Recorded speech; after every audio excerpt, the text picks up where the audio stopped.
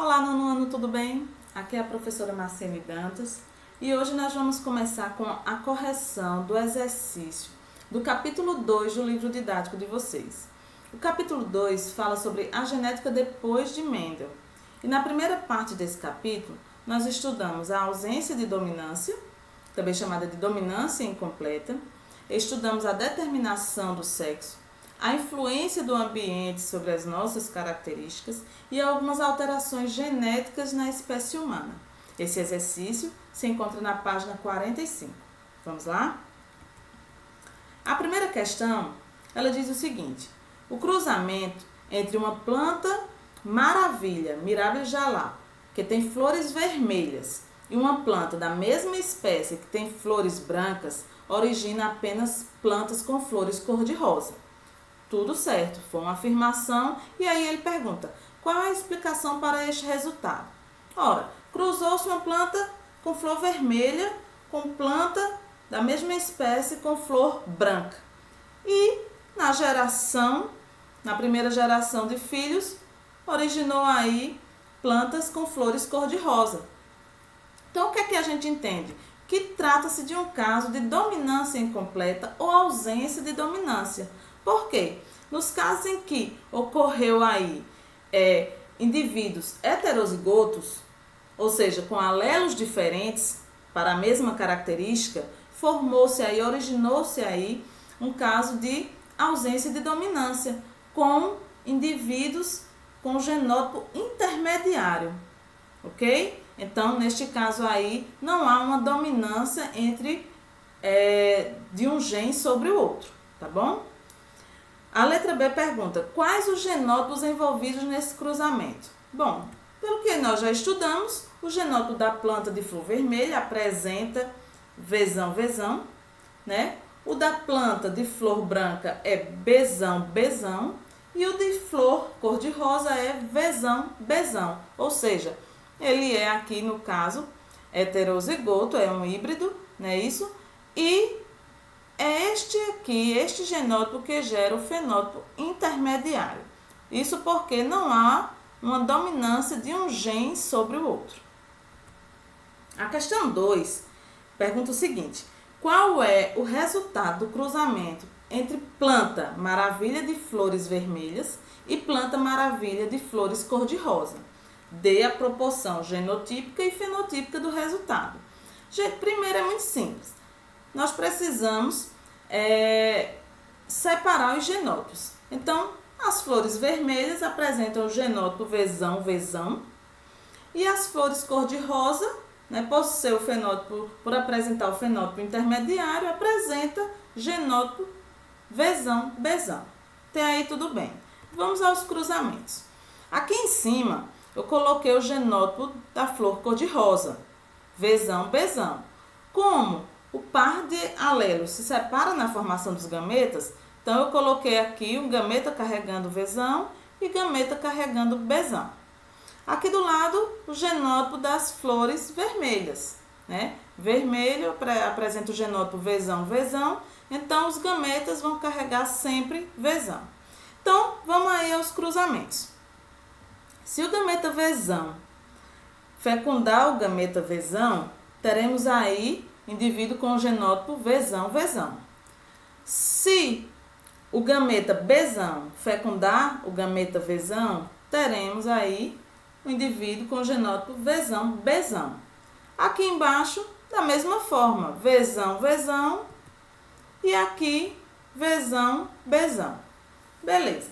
Então, ele quer que a gente apresente a proporção genotípica e fenotípica do resultado. Este aí é o resultado do cruzamento. Mas qual a proporção genotípica e fenotípica? Então, a proporção genotípica é do genótipo. Então, 50% apresenta o genótipo vezão e 50% apresenta o genótipo bezão, ok?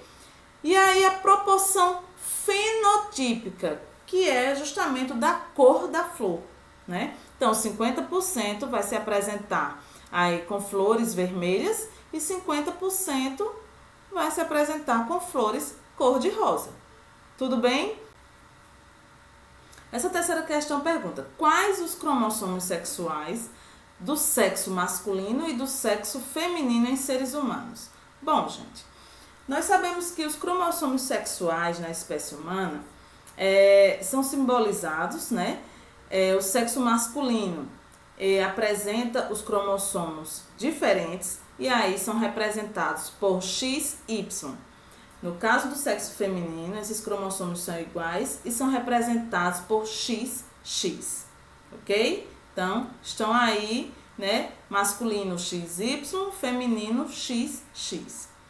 Em relação ao conjunto de cromossomos abaixo, identifique se ele pertence a uma pessoa do sexo masculino ou feminino.